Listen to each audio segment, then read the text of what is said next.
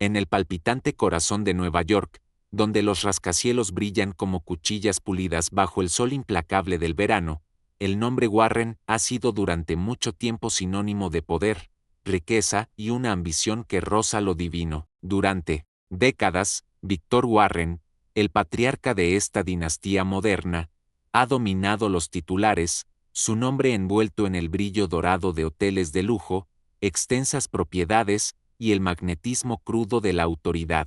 Su rostro, cincelado e inflexible, observa desde vallas publicitarias y kioscos de prensa, un hombre que parece haber sido forjado en lugar de nacido, pero detrás de las cortinas de terciopelo de su imperio, en los rincones sombríos de las mansiones familiares y las reuniones de élite a las que pocos son invitados, una mujer observaba en silencio hasta ahora, la doctora Elise Warren, psicóloga, clínica, sobrina y la observadora más aguda de la familia, ha salido a la luz, su voz ya no un susurro sino un bisturí, cortando el mito de su tío, el hombre más poderoso de la nación. Era junio de 2026, en el prestigioso Foro Global de Ginebra, cuando Elise subió al escenario. A sus 42 años, se movía con una intensidad silenciosa, sus ojos oscuros escaneando a la audiencia con la precisión de un cirujano preparándose para una operación delicada. Su cabello castaño estaba recogido en un moño severo, un contraste,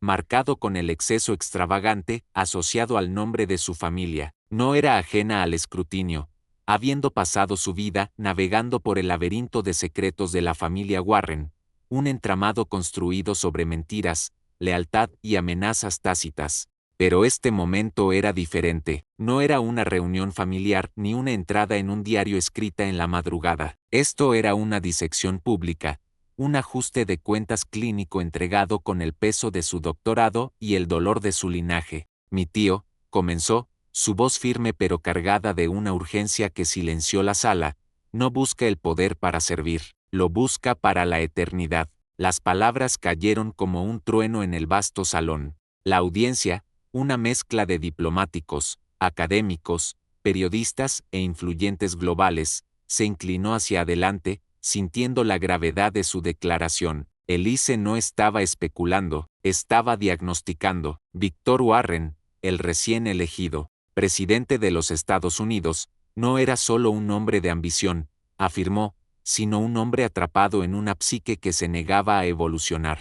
Está emocionalmente detenido, continuó, sus manos aferrando el podio como si se anclara contra el peso de sus propias palabras. Un niño en el cuerpo de un hombre, impulsado por un hambre de adoración y un miedo a la insignificancia. Su encanto es un arma, su adulación una transacción, y sus deseos personales y políticos son ilimitados. Esto no era una mera disputa familiar, ni una ventilación mezquina de agravios. El discurso de Elise era una advertencia, fundamentada en su experiencia profesional y en un conocimiento íntimo de la familia Warren que solo la sangre podía proporcionar. Su bestseller de 2023, El peso del oro, como mi familia forjó a un hombre peligroso, ya había roto la fachada pulida de la familia, exponiendo un legado de manipulación, traición y decadencia emocional que se remontaba generaciones. Pero, sus palabras en Ginebra fueron más afiladas, más urgentes, amplificadas por un escándalo que había estallado semanas antes de su aparición. Víctor Warren, el líder carismático cuya campaña había prometido un retorno a los valores tradicionales, estaba ahora envuelto en una revelación tan personal como política, una aventura con un joven asistente, Julian Carter, un redactor de discursos de 28 años cuya lealtad Víctor había asegurado mediante la seducción y promesas de poder. No solo encanta, dijo Elise, su voz cayendo a una calma escalofriante que parecía bajar la temperatura en la sala. Consume. Julian no fue un compañero, fue una conquista, un espejo para reflejar la grandeza de Víctor. La revelación había enviado ondas de choque a través de los medios globales, dominando portadas y redes sociales. La aventura no fue un momento fugaz de indiscreción, no un beso robado capturado por paparazzis en un rincón oscuro de una gala. No, fue una relación calculada, que se desarrolló durante meses en las suites privadas de la sede de campaña de Víctor y, más tarde, en los corredores sombríos de la Casa Blanca, Julian, con su sonrisa rápida y ambición sincera, había sido atraído al órbita de Víctor, sin saber que estaba entrando en una trampa. Víctor vio en Julian lo que siempre busca, explicó Elise, un alma joven e impresionable cuya admiración podía comprarse, cuya lealtad podía poseerse. La aventura no fue sobre amor, fue sobre control. La narración de Elise no era chisme, era un retrato clínico de un hombre cuya necesidad de dominio se extendía a los rincones más íntimos de su vida. Describió cómo Víctor había orquestado la relación con la precisión de un maestro de ajedrez, usando adulación, promesas de influencia y el atractivo embriagador de la proximidad al poder para atar a Julian a él. Usa el deseo como una herramienta, dijo a la audiencia, sus palabras medidas pero cortantes, no para conectar, sino para dominar. Julian era joven, ambicioso y vulnerable, un blanco perfecto para la manipulación de Víctor. El escándalo estalló cuando un denunciante, rumoreado como un miembro descontento del equipo de campaña, filtró mensajes de texto y grabaciones de audio a The Global Times. La evidencia era condenatoria, conversaciones nocturnas llenas de promesas melosas de Víctor, recibos de hoteles y una grabación particularmente devastadora en la que Víctor reía ante las preocupaciones de Julian sobre que su relación fuera descubierta. Nadie me tocará, había dicho Víctor, su voz goteando confianza. Soy intocable. Las repercusiones fueron inmediatas. Julian, humillado y traicionado, renunció a su puesto y desapareció de la vista pública, su carrera prometedora en ruinas. Víctor, fiel a su estilo, no negó nada pero desvió todo, pintando a Julian como un oportunista que había fabricado la aventura para ganar atención. Un joven triste y desesperado, lo llamó Víctor en una conferencia de prensa, su sonrisa característica apenas ocultando su desprecio. Pero Elise vio a través de la fachada. Víctor no se disculpa, dijo en Ginebra, aniquila. Admitir una falta sería admitir debilidad, y la debilidad, en su mente, es la muerte. La decisión de Elise de hablar no nació del rencor, sino de un profundo sentido del deber. He pasado mi vida estudiando la patología del poder, dijo a la audiencia, su voz firme, a pesar del peso del momento, y lo he visto de cerca, en el hombre que ahora ocupa el cargo más alto del país. El silencio ya no es una opción. Sus palabras no solo se referían a Víctor, eran sobre una nación tambaleándose al borde de su ambición. ¿Qué pasa cuando un hombre que anhela una validación eterna ejerce el poder para remodelar un país? ¿Qué sucede cuando sus deseos, desenfrenados e insaciables, se desbordan de lo personal a lo político? La pregunta de Elise quedó en el aire,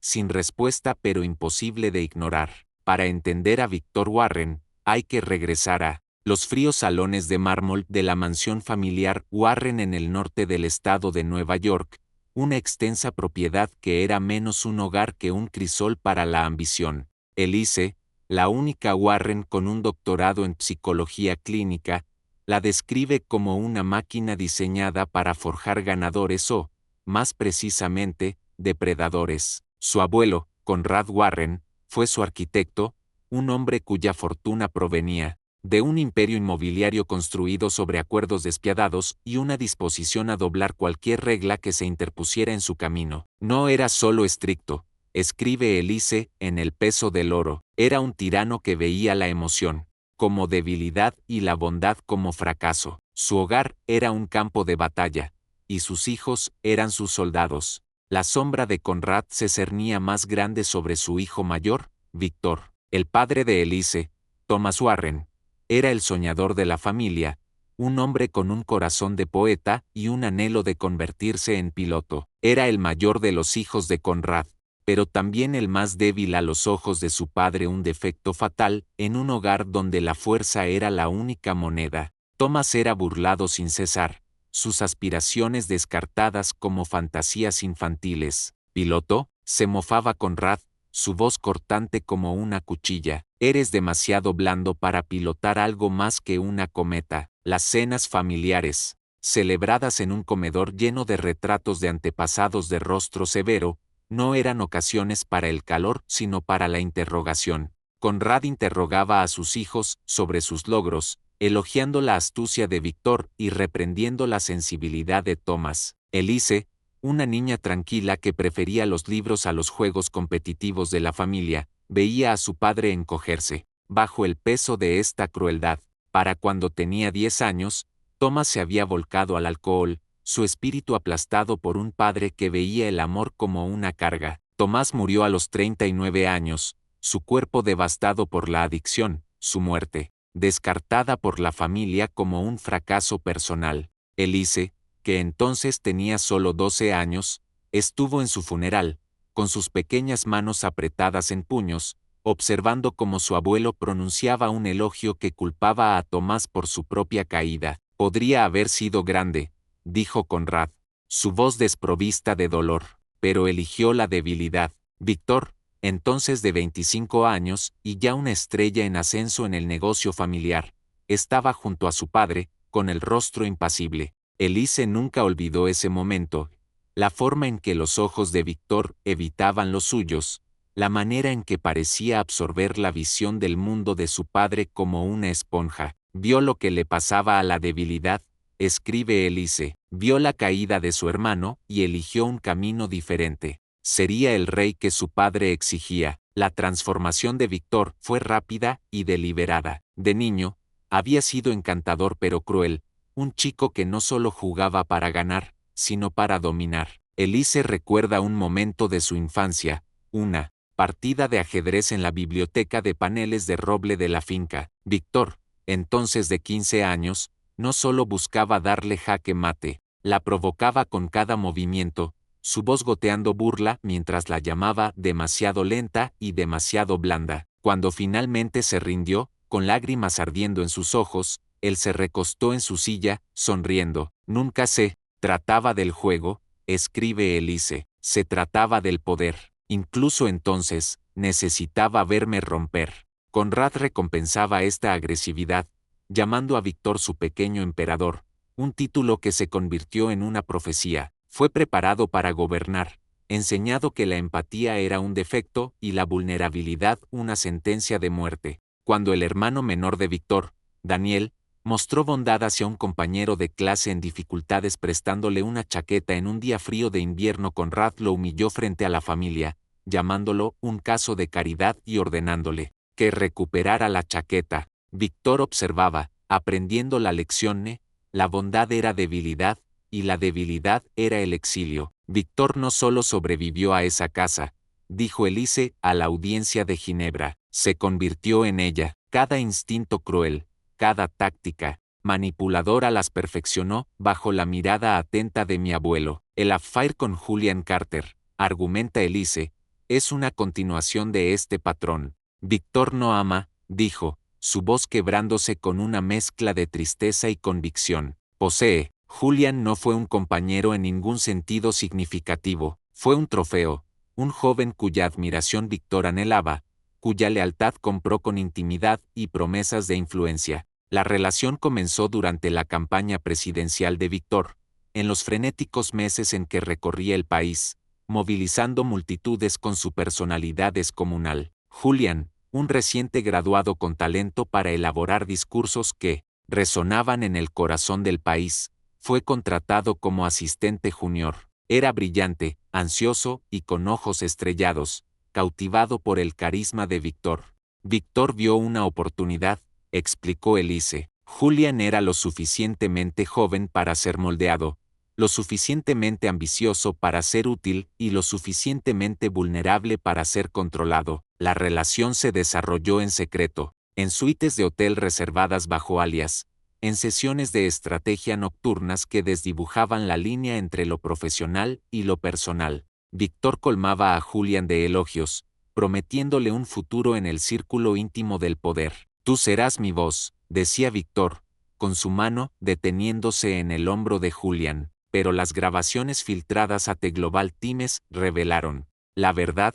El afecto de Víctor era transaccional, sus promesas vacías. En un intercambio escalofriante, Julian preguntó si su relación podría alguna vez ser pública. Víctor rió, un sonido bajo y despectivo. ¿Pública?, dijo. Esto no se trata de ti, Julian, Se trata de mí. Cuando estalló el escándalo, la respuesta de Víctor fue de manual, no negó nada, no admitió nada y destruyó todo. Julian fue expulsado, etiquetado como mentiroso y buscador de fama, mientras Víctor salió ileso, con su base apoyándolo como víctima de una cacería de brujas mediática. Las revelaciones de Elise en Ginebra no fueron su primer intento de exponer a la familia Warren. El peso del oro, publicado en 2023, ya había sacudido a la dinastía hasta sus cimientos. El libro no era solo una memoria, era una autopsia psicológica, de una familia construida sobre mentiras. Detallaba la sociopatía de Conrad,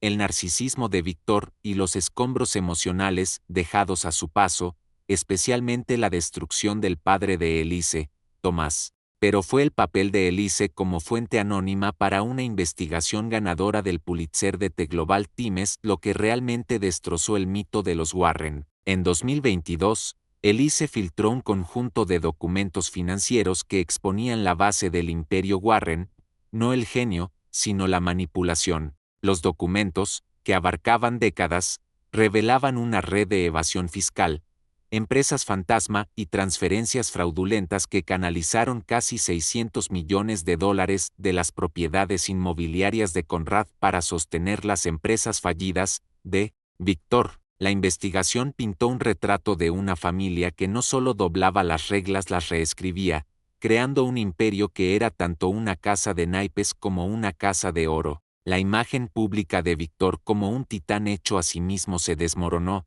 reemplazada por la verdad.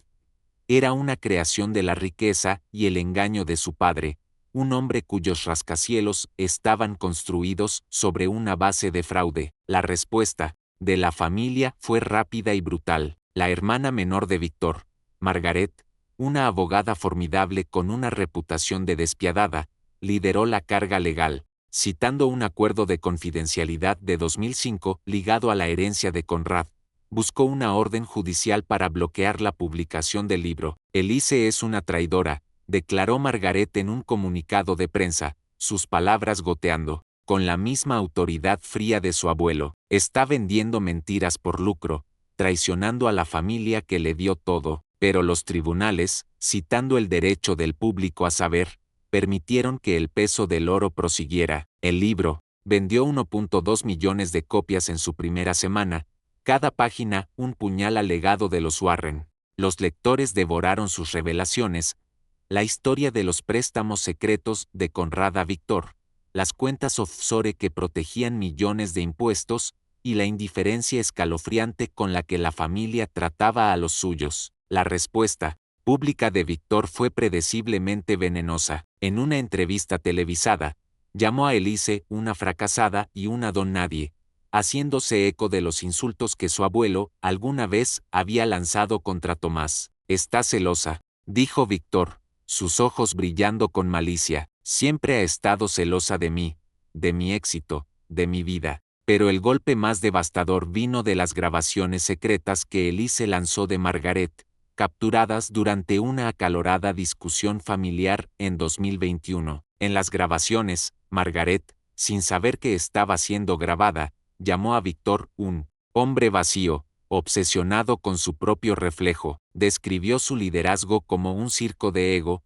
lamentando el descenso de la familia al caos bajo su influencia. Las grabaciones, reproducidas en todas las principales cadenas de noticias, fueron una traición desde dentro, una grieta en la fachada de los Warren que ningún giro podía reparar. La decisión de Elise de hablar tuvo un costo personal profundo. Cuando ella y su hermano, Michael, desafiaron la herencia de la familia en la corte, alegando que habían sido engañados de su parte legítima de la herencia de Conrad, Víctor respondió con una crueldad que sorprendió incluso a Elise. Cortó el seguro médico de Michael, dejando a su hija, una niña pequeña con una rara condición cardíaca, sin cobertura. El movimiento no fue solo punitivo, fue un mensaje. «Eso es quien es», dijo Elise en Ginebra, su voz quebrándose por primera vez. Un hombre que castigaría a una niña para proteger su ego. Un hombre que ve la lealtad como una calle, de sentido único, que usa el amor como un arma. Como psicóloga clínica, Elise no solo observa a Víctor, lo diagnostica. En su libro y discursos, afirma que Víctor cumple con los 9 criterios del trastorno narcisista de la personalidad. Según el DSM-5, un sentido grandioso de autoimportancia, una preocupación por fantasías de éxito ilimitado, una creencia de que es especial y único, una necesidad de admiración excesiva, un sentido de derecho, un comportamiento interpersonal explotador, una falta de empatía, envidia de otros y actitudes arrogantes. No es solo que esté absorto en sí mismo, escribe Elise, es un vacío, lleno solo por los aplausos que anhela. También identifica rasgos de trastorno antisocial de la personalidad, un desprecio por las reglas, una propensión al engaño y una indiferencia escalofriante al sufrimiento de los demás. Víctor no solo rompe las reglas, dijo a la audiencia de Ginebra, cree que no se aplican a él. Este vacío, argumenta Elise, fue tallado en la infancia. La crianza de Conrad no era solo fría, sino calculada, diseñada para producir un asesino que llevaría el nombre Warren a nuevas alturas. Cualquier signo de vulnerabilidad era recibido con burlas o castigos. Cuando Víctor, a los 10 años, lloró tras perder un debate escolar, Conrad lo obligó a pararse en una esquina del comedor durante 1 hora, llamándolo una deshonra. La madre de Elise, Evelyn, no ofrecía un contrapeso. Su prolongada enfermedad durante los primeros años de Víctor lo dejó emocionalmente a la deriva, anhelando una conexión que nunca se le ofreció. Aprendió que el amor era condicional, explica Elise. Para ser visto, tenía que ganar. Para ser valorado, tenía que dominar. El affair con Julian Carter es un estudio de caso de esta patología. Víctor no forma relaciones, las escenifica, dijo Elise a la audiencia, su voz firme pero cargada de tristeza. Julian fue un accesorio, un joven cuya adoración alimentaba el ego de Víctor. Cuando el affair fue expuesto, Víctor no se disculpó, culpó a Julian, presentándolo como un oportunista que lo había seducido por beneficio personal. La verdad, según Elise, es mucho más oscura. Víctor apuntó a Julian porque era vulnerable, un joven desesperado por probarse a sí mismo en un mundo que sentía fuera de su alcance. Víctor vio el hambre de Julian y la explotó, dijo Elise. Ofreció intimidad no como un regalo, sino como un contrato, y cuando Julian se atrevió a cuestionar los términos, Víctor lo descartó. El diagnóstico de Elise se extiende más allá de Víctor hacia el sistema familiar que lo creó. La casa Warren era una olla a presión, un lugar donde el afecto era racionado y la lealtad exigida. El mantra de Conrad, gana o desaparece, se convirtió en el principio guía de Víctor. De adolescente, Víctor ya manipulaba a sus pares, usando el encanto para ganar aliados y la intimidación para silenciar rivales. Elise recuerda un incidente en una reunión familiar cuando Víctor, entonces de 17 años, convenció a un primo de invertir sus ahorros en una dudosa aventura empresarial, solo para embolsarse el dinero cuando el negocio fracasó. No sintió culpa, escribe Elise, sintió triunfo. Ahí supe que era diferente. El discurso en Ginebra marcó un punto de inflexión para Elise. Ya no era solo la observadora silenciosa de la familia, la sobrina que había visto desde las sombras cómo su tío ascendía al poder. Ahora era una voz de ajuste de cuentas, una psicóloga que veía no solo a un hombre, sino a una patología. Sus palabras fueron un llamado a la acción, una súplica para que el mundo viera a Víctor no como un líder, sino como una advertencia. No es un rey, concluyó, su voz elevándose con una furia tranquila. Es un niño, desesperado por una corona que nunca podrá llevar realmente, y si lo permitimos, quemará esta nación para conservarla. Las revelaciones de Elise tuvieron un costo que ella había anticipado desde hace mucho, pero para el que nunca pudo prepararse del todo. La familia Warren cerró filas, tildándola de traidora y mentirosa. Los aliados de Víctor, en los medios, lanzaron una campaña para desacreditarla, presentándola como una pariente resentida en busca de fama. Es una don nadie, declaró un comentarista en un programa de entrevistas de derecha, una psicóloga fracasada con una vendetta. Pero Elise no era ajena a la adversidad. Había pasado su carrera estudiando el trauma, trabajando con sobrevivientes de abuso y negligencia, y reconoció las tácticas de su familia por lo que eran: un gaslighting a gran escala. Su hermano, Michael, la apoyó, pero el resto de la familia le dio la espalda. Margaret, alguna vez su confidente más cercana, le envió un único mensaje de texto tras el discurso de Ginebra: «Estás muerta para nosotros». El mensaje dolió, pero no fue inesperado. Elise sabía que hablar cortaría sus lazos con la familia, pero había tomado su decisión. «No escribí el peso del oro para lastimarlos», le dijo a un periodista tras el discurso. «Lo escribí para salvarlos, y para salvarnos a todos». El affair con Julian Carter no fue solo un escándalo, fue una ventana al alma de Victor, un vistazo al hombre detrás del mito. El análisis de Elise, fundamentado en años de observación y formación profesional, pintó un retrato de un líder cuyas decisiones personales y políticas estaban impulsadas por el mismo impulso, una necesidad de dominar, de ser visto, de ser adorado. La pregunta que planteó en Ginebra no era solo sobre Victor, sino sobre la nación que lo había elevado. Si un hombre como este puede ocupar el cargo más alto, preguntó, ¿qué dice eso de nosotros? Mientras la audiencia se ponía de pie, algunos aplaudiendo, otros en un silencio atónito, Elise bajó del escenario, su corazón latiendo con fuerza pero su resolución intacta. Había encendido una chispa, y el fuego se estaba extendiendo. La dinastía Warren, alguna vez un imperio intocable, ahora estaba expuesta, sus secretos al descubierto para que el mundo los juzgara, pero la batalla estaba lejos de terminar. Victor no era un hombre que perdonara, y Elise sabía que su represalia sería rápida y despiadada. Lo que no sabía era hasta dónde llegaría él para proteger su corona,